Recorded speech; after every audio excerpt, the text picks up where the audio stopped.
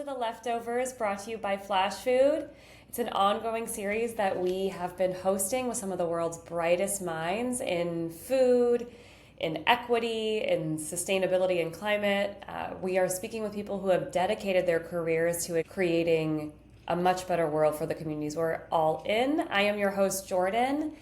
And this show, much like the delicious food that sits in our fridge, is a space to look at the unpolished and seemingly unedible aspects of the work that these brilliant folks do. And our guest today is Noreen Springstead. I am so happy to have Noreen here. I was a fangirl from the moment that I had the privilege of meeting Noreen at a grocery conference in the middle of somewhere, Florida, that I had never been to before.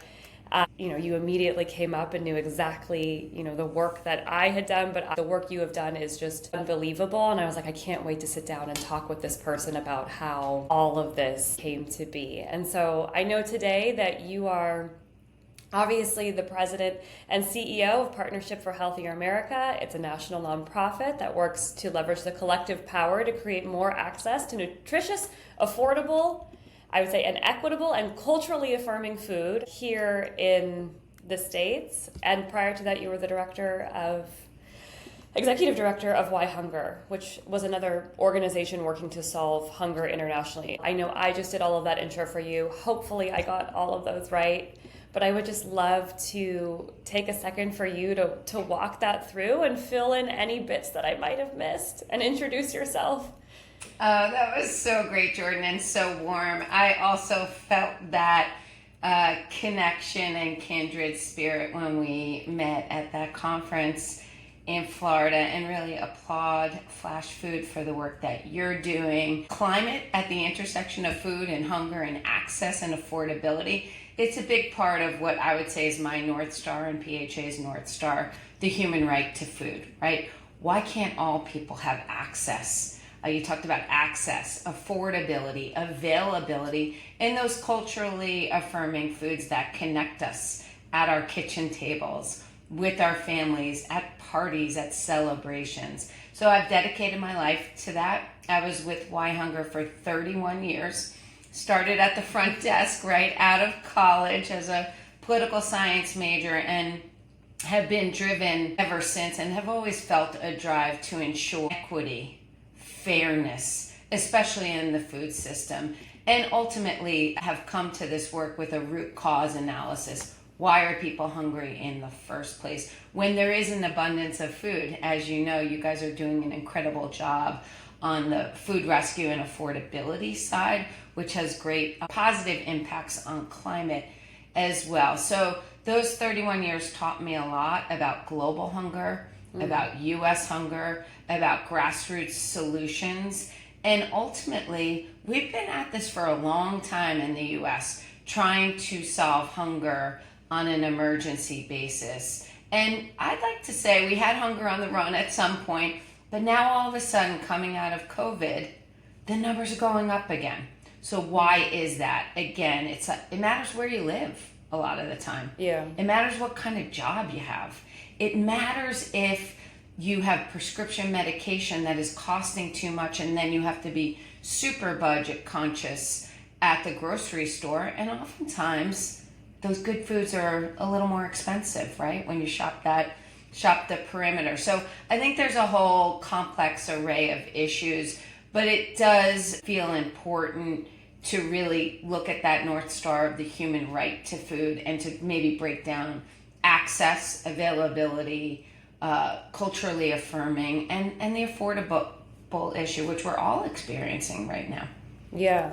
One of the things that you really opened my eyes to was sort of the definition of equity and security, oftentimes being caloric, but it's so much more than that. Can you talk a little bit about it? Because I think it's, for those that aren't in the space, you don't wholly realize it. It's a great door opener for people who are not thinking about it, right? Because when we think about hunger as a social problem, we have a hunger issue, but we also have a health issue in our country. Trillions of dollars spent on diseases that are preventable through a healthier diet, right? So health building, nutritious, good food are the critical drivers to better health outcomes. I think that's where the focus is.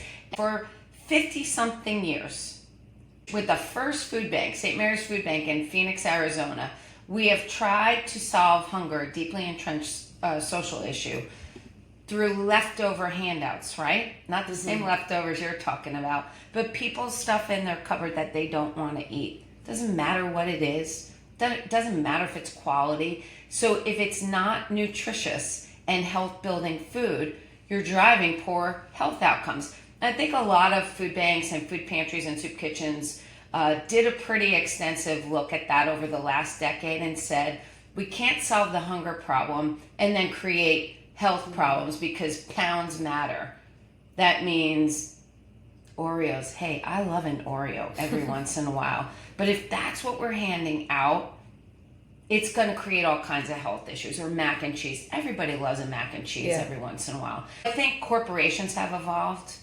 I think the food industry has evolved. Food banks certainly have. I know when I was at Why Hunger, we worked on closing the hunger gap to really push on the health equity and the radical notion that you could put nutritious food in your mission statement. Once you do that, you have a commitment.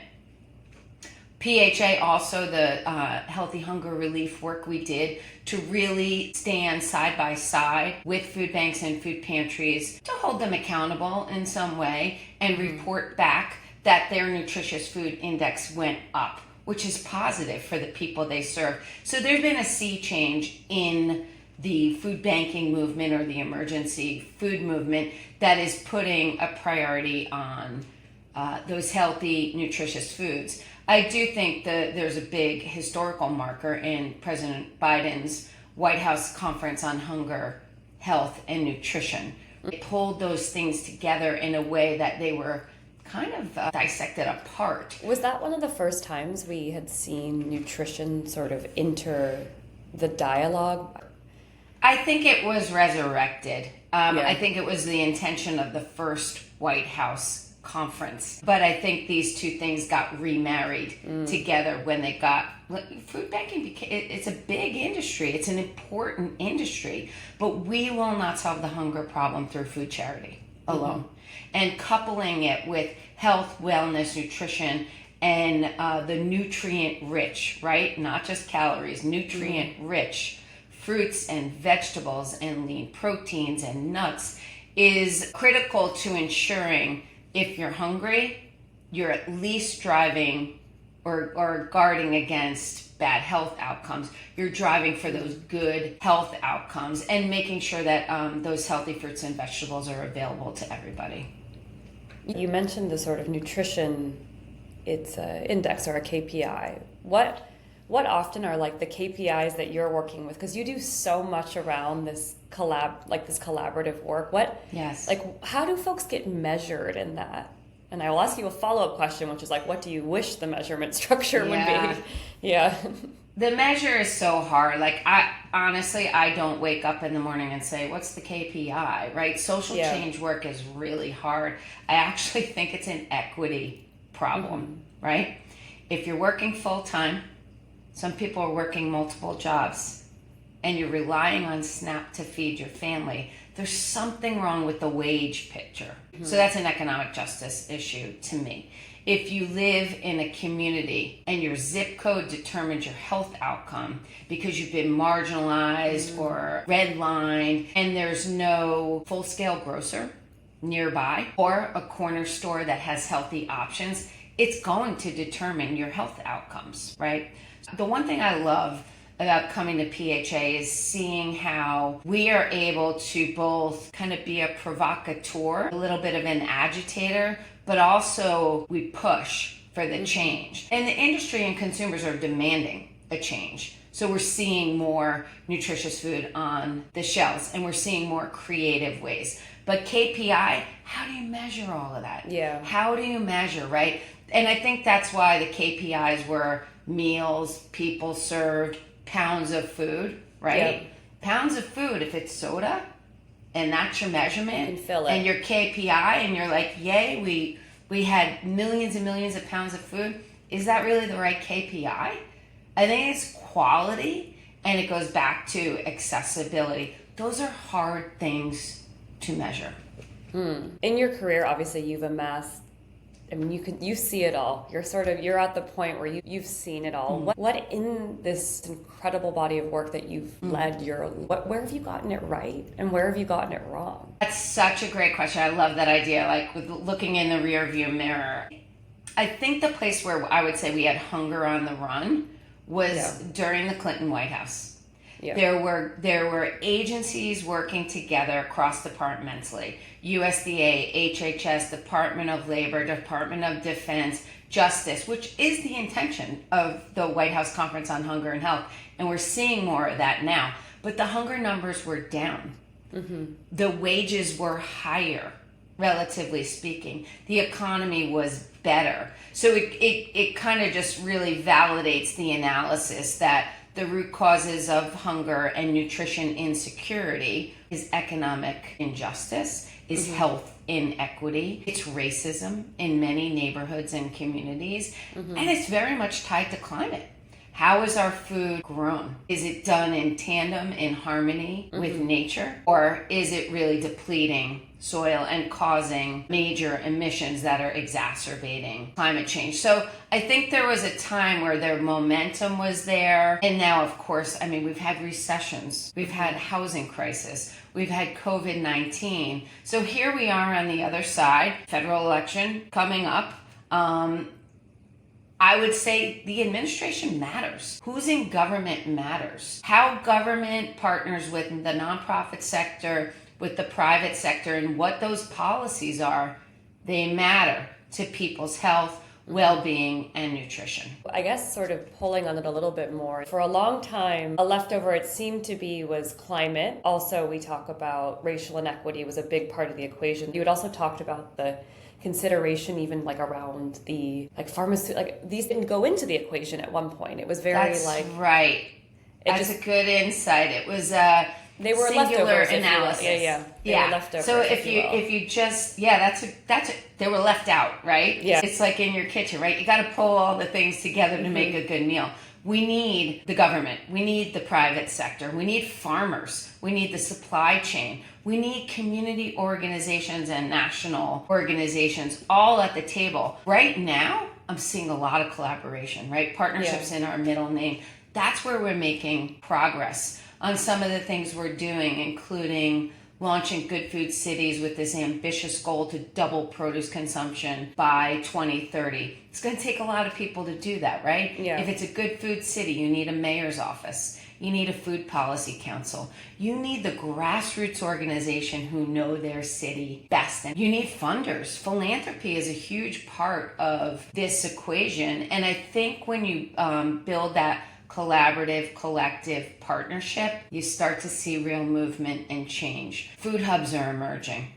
Connections to BIPOC farmers are emerging. Connections to farmers who are growing food agroecologically, which is in harmony with nature, are emerging. PHA is also doing a lot of great place-based work in the Mississippi Delta, which has the highest rates of obesity, highest rates of poverty. Roots run very, very deep on racism and slavery and land ownership. Who owned the land?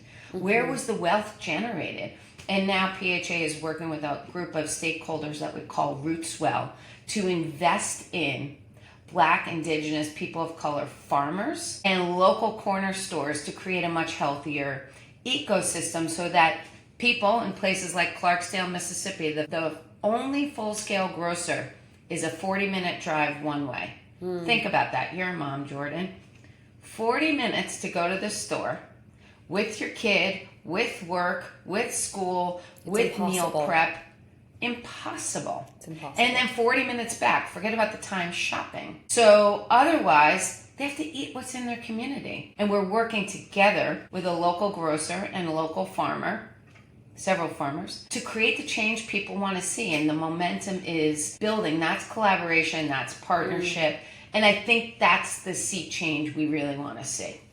So in the work that you're doing in the Mississippi Delta, is the vision for that to create a blueprint, or is that a part of Good Food City? And we can also decouple and explain both of them, because they're truly incredible programs, because they are the feet of collaboration, which is, I would say, from what I've been able to witness, this running thesis that I think the food industry has never seen before. I mean, you just hosted this incredible, I don't even want to call it a conference. It was like because conference makes it seem like it wasn't like extremely valuable, but it was this space for folks to come together. And I was like, oh my gosh, this is the only place where this is happening in the food industry. I feel crazy because this should be happening everywhere. But is the Delta a blueprint? And then explain Good Food City a little more. Yeah, I think that Delta, first of all, it's a very special place. It's the birthplace of the blues, where we're working at the center in Clarksdale, Mississippi, but in several counties, Bolivar County, Sunflower counties. There's a city called Mound Bayou, Mississippi, which was a sanctuary city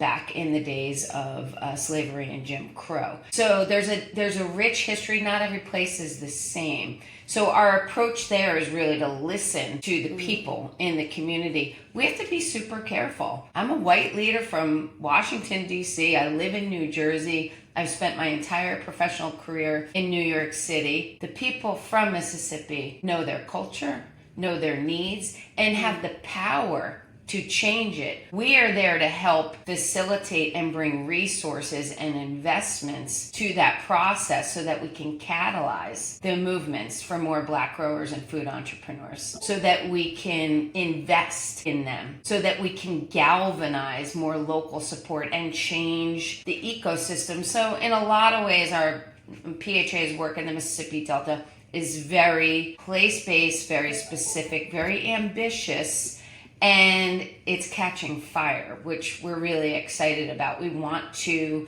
change the food system for the better with an eye towards economic development and economic activity for Black farmers and growers who live there and call the Delta home. In terms of Good Food Cities, that's this ambitious moonshot that we have with our friends at the International Fresh Produce Association, among others, including several funders. But starting in Indianapolis and Chicago and Denver, where we've really gained some traction and have transformational real relationships in those cities, where there's some buy-in that says, okay, PHA, you have a role to play, but we know this community really, really well. How are we going to get the attention of the mayor's office and the Food Policy Council? Where can you help us bring money in to invest in the Indy Food Hub, to make that dream a reality? Where do you have connections that can piece together in Denver models around public housing, food access, and economic mobility, right? Because that's what Denver wants. It's not the same as what Indy wants. It's not the same as what Chicago wants. Chicago is a whole different landscape, right? And we have to, again, be very thoughtful about the role we play in not trying to come in, but trying to uplift. So Good Food Cities is ambitious, but we're really hopeful. We've made a lot of progress. There's a lot of buy-in, and then there'll be year 2, year 3, year 4. We're trying to get to 15 cities by 2030. And then I think if that change takes hold, that's a scalable model, right? That's what mayors in blue cities, red cities, whatever kind of city you have, will pay attention, because access will have been increased. The food that's available will match the culture and what people need to affirm their own lives, and that it will be affordable. I think you know that we've done some really creative programming with Instacart, where we actually are disrupting the food bank or the food pantry line by working with Instacart to deliver food right to the door of people who need it, and prioritizing fresh, healthy fruits and vegetables so that we put that premium on good food driving good health. And it's been amazing. The partnership with Instacart has been amazing, and we're scaling it across the country. It's one of the critical components of what it's going to take to build a good food city. I love it. Noreen, so you have this ability to see the entire chessboard beyond you really do. I mean, beyond where you began in your career, closer within the nonprofit sector, but you can see outside of that sector. What, if you were giving the advice to not even just leaders coming up in their career, leaders here, what is your way and approach to creating these connections? And you're pushing against big hurdles, right? You're convincing folks in government where you've got a rank order of priorities that they're thinking about, and this one is probably on there, but it's probably not sitting at the very top. But what's kind of been your toolkit, or what do you draw from to just see those connections and then move people forward? I know it's such a hard question to answer, but I'm like, I want to know. I'm like, what does our day look like? I think I like to say the fire in my belly is really about just how unjust it is that anyone in America is hungry. There's just something wrong with that picture. We all love food. We celebrate with food. We sit down with food. I'm always thinking about, what's for breakfast? What's for lunch? What's my snack? What's for dinner, right? We all love food, and to think that no one could go hungry is what kind of drives me. But I think a little bit to the heart of your question is, you can't transform culture or systems by being transactional or prescriptive. You really have to get in there and build those relationships. Relationships are at the heart of trust, which are at the heart of movement, which are at the heart of change. So I commend the PHA staff there. They're building relationships and partnerships. And we've done a lot of work just internally to center ourselves around values. Transformational relationships is one of them, so that we're careful and guarding against ourselves around being transactional or paternalistic. That we really are centering equity, transformation, and people, and the power of people in communities to create their own change. I think it's entirely possible. We need more momentum. And we all know the temper of the country right now. Congress is often at a stalemate. People are yelling at each other. We're divided. But if we want to do big things, we need to come together. And I always say compromise. For me, compromise is a co-promise, right? You got to give up a little sometimes to get something done. So I think that probably gives you a little flavor of how we look at things from a more of a values, heart, spirit, soul point of view, and not just an intellectual, prescriptive point of view, because that's only going to get us so far. I mean, you can absolutely see it in the work. So it's interesting to hear how it comes up, which is whole, which is feeding the whole, not just feeding the transaction, feeding the sort of caloric need. There's so much more to nourish. Well, we're getting very close to time, and we always wrap these up with the bringing it back home. And we asked you to go into your kitchen, and you don't have to pull it out. I'm on my swivel. You're in your swivel. So the podcast is obviously called The Leftovers. We talked a lot about what the world of leftover can feel like, what is like the unmentionable, the unseen. Let's bring it back into your kitchen. First, I'll ask you, what's the leftover that's sitting in your fridge right now that you can feel in there? Are you going to eat it? Is it going to find its way to a receptacle? I'm probably going to eat it. I've gotten so much better at leftovers over the years. I raised my 3 daughters as a single mom for 10 years, and I had a tiny little kitchen, so that was hard. Now we have a really nice kitchen, and like on Sunday or Monday, we usually cook enough so I don't have to cook dinner every night. So I got a ton of broccoli in there. I got grilled chicken. I got some mushrooms. I can make a quesadilla. I can make a sandwich. I made an omelet this morning. So it's nice to have some. We always, package them up, and I love broccoli. I love raw carrots. So they sit in the fridge, and they're ready to go. My kids love quesadillas too. They're easy to make, and you can just throw all the things in there. Tonight we're probably gonna have leftovers for dinner because we had baked potatoes last night, and they were huge. So we didn't eat them all, which means I can either make home fries or scoop them out, make potato skins. So yeah, we do pretty good on our leftovers here in the Springstead house.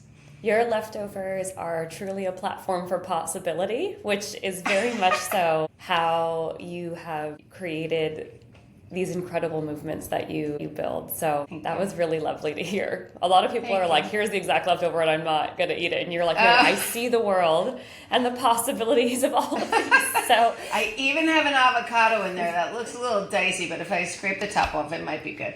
I love it. Well, thank you so much for this chat today. It was lovely. Time went fast. Yeah, what a pleasure. Thanks, Jordan.